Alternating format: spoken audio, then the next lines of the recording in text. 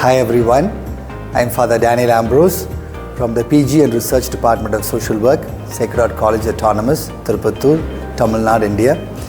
As part of our learning series, the students will be presenting today certain of their learnings as well as proposals regarding environmental social work. Hello everyone, I am Hemalata. I begin our presentation on one of the most fascinating plants in our aquatic ecosystem, the water hyacinth, scientifically known as Ecronia craspis. This plant native to the Amazon basin of South America. It easily recognized by its violet flower, thick, glossy leaves that flows effortlessly on water. At first glance, it looks charming and harmless. However, behind its beauty lies a story of destruction and resilience. It has spread rapidly across lakes and rivers, choking water waves and suffocating aquatic life.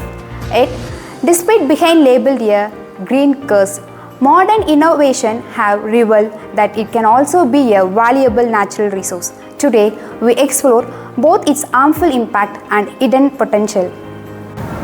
Hi, I am Anita. I will speak about the environmental and economic impact of water hyacinth. Its ability to multiply at lightning speed turns it into a serious ecological threat. Thick mats of this plant block sunlight, preventing photosynthesis for underwater plants and drastically reducing oxygen levels. Fish and other aquatic creatures suffocate, disturbing the entire aquatic food chain. The stagnant water becomes a breeding ground for mosquitoes, leading to diseases like malaria and dengue.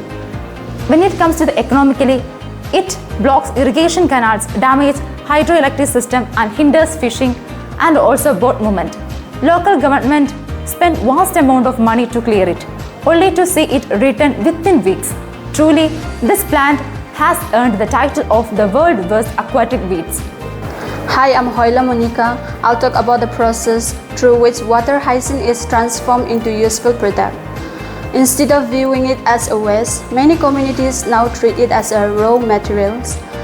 The process usually begins with harvesting the plant manually or mechanically from water bodies.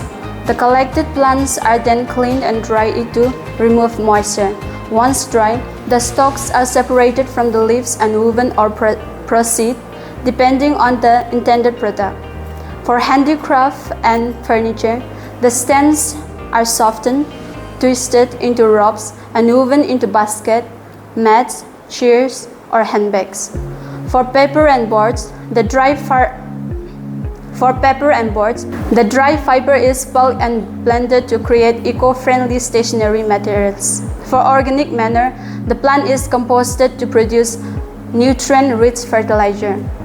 For bioenergy, it undergoes fermentations or anaerobic digestions to generate biogas and bioethanol. This conversion process reflects how scientific creativity can turn an environmental problems into a sustainable economic opportunity. Hi, I am Rupati. I will discuss the control and management of water hyacinth. Managing its overgrowth requires multiple approaches. Mechanical removal involves cutting and collecting the plants with machines or manually.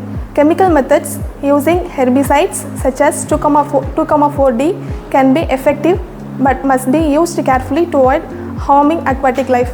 Biological control is more sustainable for example, weaken the plant's reproduction. Furthermore, reducing nutrient pollution from sewage and agricultural runoff helps limit its growth. Successful control isn't just about removing the weed, but about maintaining ecological.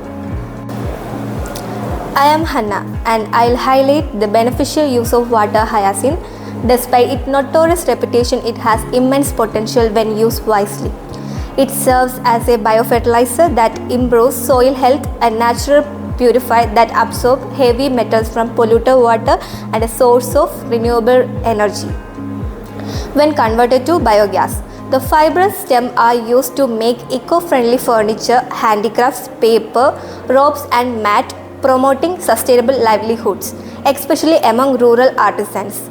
The researchers are even exploring its potential in textile fiber and packaging industries. In essence, water hyacinth symbolizes the shift from waste to wealth, proving that innovative can turn an invasive plant into profitable resource. I'm Mattia and I'll conclude our presentation. The story of water hyacinth is a lesson in perspective. Left unmanaged, it becomes a curse, destroying our ecosystem and livelihood.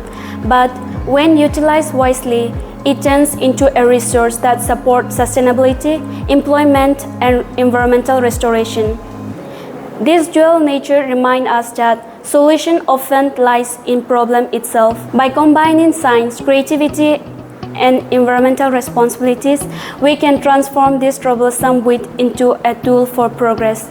Let us remember, even the most invasive species can find purpose in the world, guided by innovation. Thank you. Thank you for watching this video. If you do like this video, kindly give your comments a thumbs up and subscribe. Thank you.